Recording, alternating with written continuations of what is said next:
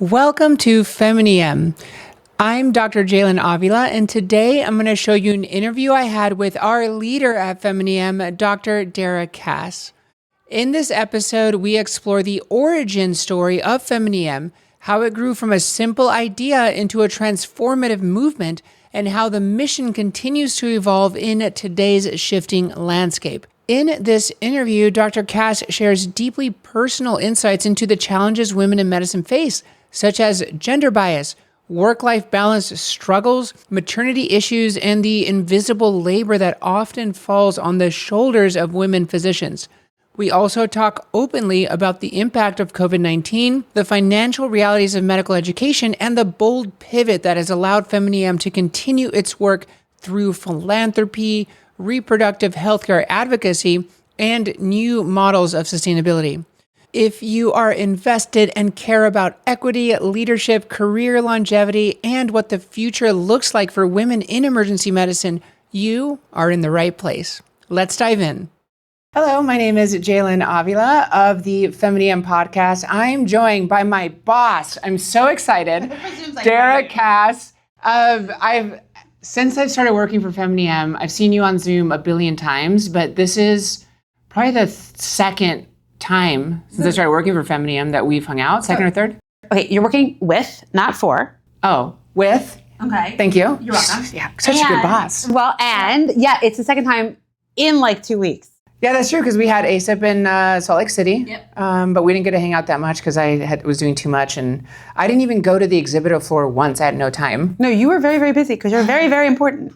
I'm making it. I'm trying because I was doing counsel, and that was I got to go 2 days early, and that was meetings from 8 to 6 or 6 to 6 every day, and then ASIP started, and I had stuff every day, and you were busy as well, and we got to fangirl over Norwiley and the Pit, because I had a very big presence there. Yes, they did. And again, when you got shouted out in the main session, it was so funny. Everybody was like, wait, did Jalen just get a shout out on stage? And everyone, especially within FemInEM, was like, she's ours. It was very funny. Yeah, I was thankful. I had like palpitations because I wasn't expecting it at all. But it was nice to have the recognition. It's nice to work with them, and they're like, it's a good show. It's the best ER show. I used to say that the most accurate show about the hospital was Scrubs, but now I say the Pit. When I was a resident, I knew about FemInEM, and I was so excited about it and wanted to learn, and we had some conferences in the past that I always saw like amazing videos from, amazing pictures of, and I'm so thankful to be involved with it. And I actually wanted to ask you some questions about how FemInEM was started and what the vision is for it moving forward.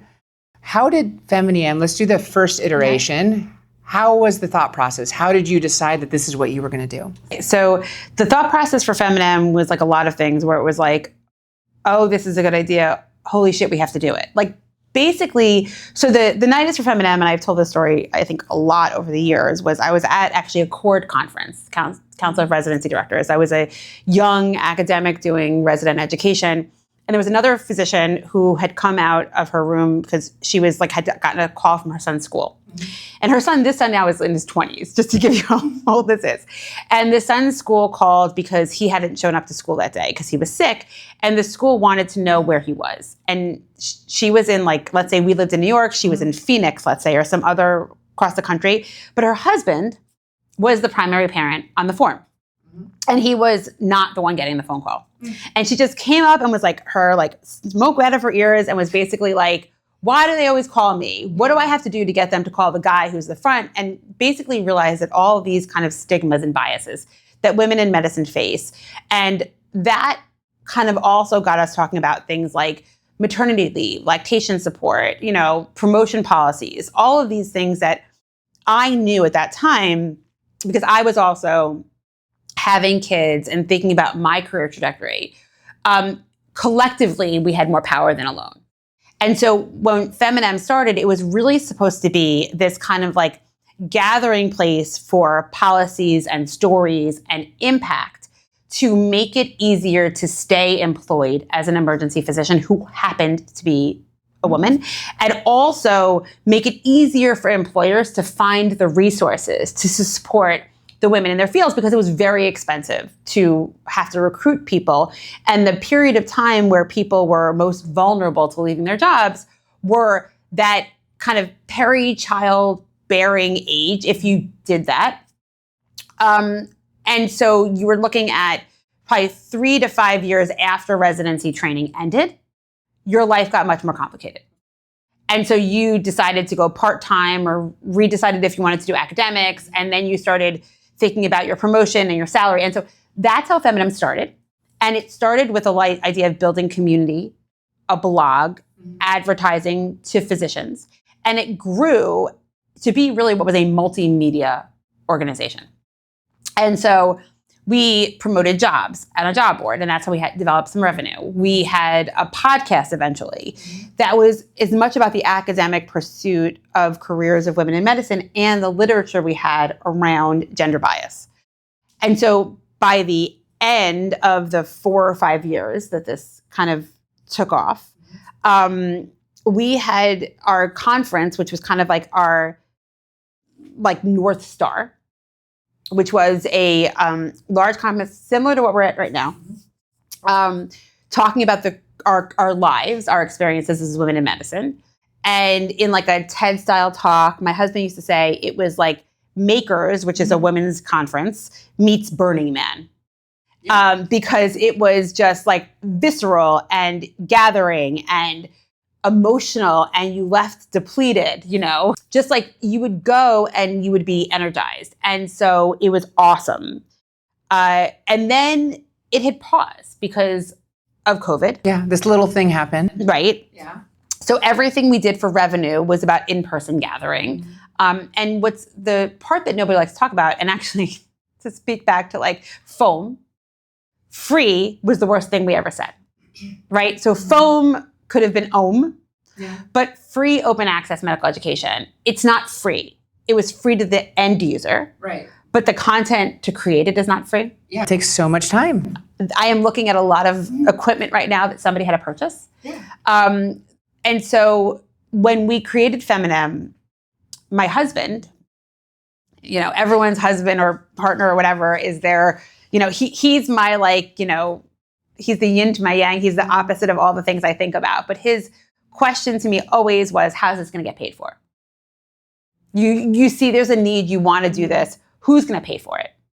And my original answer was employers. They need to keep women in the workplace. They need to have experienced physicians. We are valuable. They're going to pay for us to stay alive. And that worked for a while. And then with COVID, the entire landscape of the funding of what FemInEM could be was changing. Conference attendance was different. How CME is reimbursed is different. The amount of money that employers have to support things like this is different. And so I kind of knew coming out of COVID, and also I went to go work in the federal government, so I wasn't allowed to run FemInEM, from an ethics perspective. I knew that if we were ever going to do this again, it would have to have a different business model, a different funding model, and it might have to have a tweaked purpose. And that's where we are right now. Got it. So that period of time between, we'll say V1 of FemInEM and V2 of FemInEM, had you always thought that you were going to come back to it in a different way? Or were you I'm just going to put this here, we'll see what happens? How did you, I guess, plan between the two? I didn't. So I did not think FemInEM would come back, to be honest. I didn't think that there was a way to make it feasible, right? I knew that the first business strategy was not replicatable. And I did not know what a second business strategy could be. So short, and I also didn't know who could support it. I spent so much time and energy and capital risk to make sure that FemInEM launched and stayed alive when I wasn't sure of the revenue stream. I don't know that I was willing to do that again 10 years later. So if it wasn't me, who was it going to be?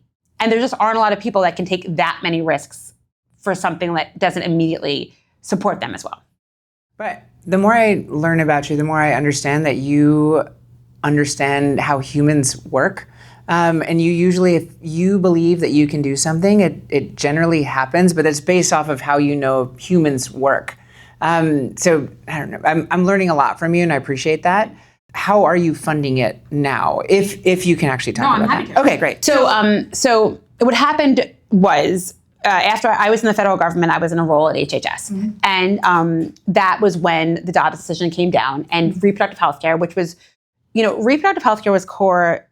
You can't have women in medicine without reproductive autonomy. Right. And so you actually can't have men in medicine either, to be honest. Reproductive autonomy is central to careers and the economy. And so as soon as Dobbs comes down and we see not just the risk to the lives of people in the United States, but also to their careers, it was clear to me that I could fuse the original mission of FemInEM with this other purpose, was to make sure that emergency physicians were educated around the changing landscape of reproductive health care in the United States. But in order to do that, there's no business model for that. I can't sell tickets to a conference for that, really. I can't, charge advertising for that. But what I can do is get grants from Philanthropy. So Philanthropy had always been interested in supporting reproductive health care policy-wise and advocacy-wise. Could I go back to philanthropists who had been in that space and say, I know that you've done all this policy and advocacy work. We're not in a great place there. Can you give me a little bit of money to see if I can solve this other problem that's kind of new, which is today, there are people showing up in an emergency department in Arkansas, and those doctors don't know what they're allowed to do. And if I can get to those doctors, then tomorrow they might do better for what they're actually allowed to do. Right. And so we were able to now that required, it's not that simple, right? It required a mapping of a new website, a new team, creating CME, creating digital content, figuring out where we were going to start first as far as an education strategy. A great idea is one thing. Mapping out the implementation is something very different. Agreed. Right? So we launched in kind of January of 2025. It's now 9 months later. We have been, I think, extremely successful, and yet there is so much to do.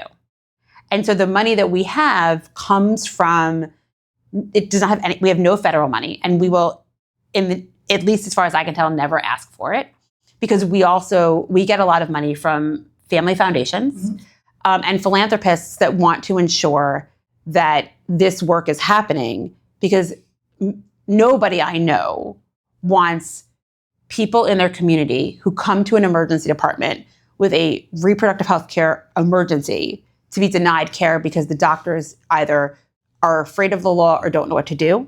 And so we're seeing a lot of philanthropists be very excited about what we're doing. And when you fuse that with the other gender equity work that we were doing before, it's a really robust organization. Oh, it's nice to know that there are people out there that are able to support, that have a similar goal or believe in the goal. Now, what is the long-term scope? What is the long-term plan for FemInEM? What are the next things that we're going to do? So I think that I would say pretty comfortably that the next 3 years are mapped out to say that we need to continue to ensure that the emergency physicians of America are up to date on what is legal and safe, expecting there to be changes in the landscape, and ensuring that we continue to get to the ground, because there are a lot of people to connect with. It's also true that the careers of women in medicine need to be supported. And so we're continuing to build out resources that we have had in the past, but to meet this moment, around things like women in medicine groups, professional development, career development, wellness and well-being, right? So ensuring that our peers that have lived through COVID, who are now living through other traumas, know how to recognize their own moral injury and have resources to support it.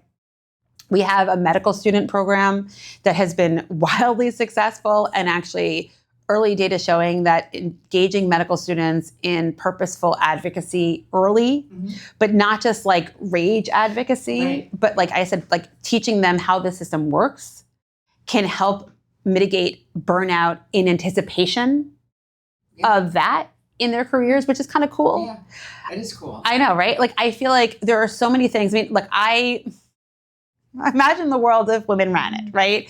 Like, I think that the coolest thing for me about what FemInEM is this iteration.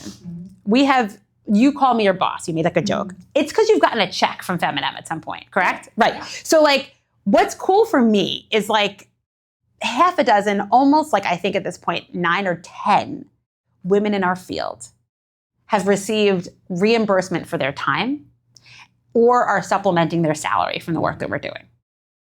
That's cool. That is really cool. You know? And that is already a thing that we are addressing as far as gender bias goes. Because there are a lot of guys out there that do a great startup, they create a business model, they get paid by that business model. But part of that mission isn't always to find as many ways to support as many other people as possible. Yep. One of our core missions is to support as many women in emergency medicine. And honestly, we'd pay for some guys too, if you want to do the work.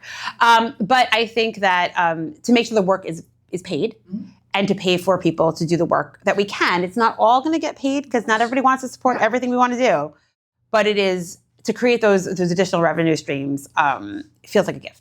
Yeah, so that we can focus on that and be able to shift focus instead of adding on to already busy schedules. Yeah, I mean, again, I am honest with people sometimes that this is not an area we have funding in. So if you still want to do it, we'll support you, but I can't promise we're going to get funding. But anyway, so that's kind of a lot of how I approach it, which is, I think, more transparent than the false promise that if you do this for the department, we'll find the money, and they never really try. Right. If I can't find the money, I tell people somewhere along the way and say, if you want to stop, I totally get that.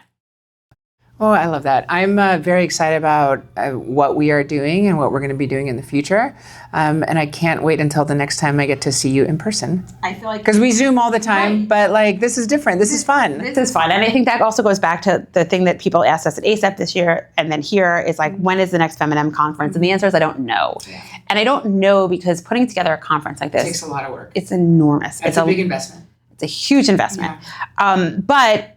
could we pull off a smaller gathering like we did with Revive in it was in Arizona? Maybe. I could see doing a smaller gathering for people that really want to, connect faster than doing a big conference. But I know that none of us take for granted anymore the value of in-person gathering. So it's great to be here with you. Thank you so much for joining us for this inspiring conversation with Dr. Dara Kass. I'm Dr. Jalen Avila, and on behalf of the entire FemInEM community, we're grateful that you're here. You're engaged, you're learning, and part of a movement that uplifts women across all stages of their medical careers. FemInEM has always been about creating space, advocating fiercely, and supporting one another through the realities of practicing emergency medicine. As we navigate a rapidly changing world, your involvement and passion help keep this mission alive. If this episode resonated with you, please like, subscribe, and share it with colleagues and friends who care about advancing equity in medicine. Stay tuned for more conversations, educational content, and updates on how FemInEM continues to evolve its vision for the future. Together, we're not just supporting women in emergency medicine, we are building a legacy.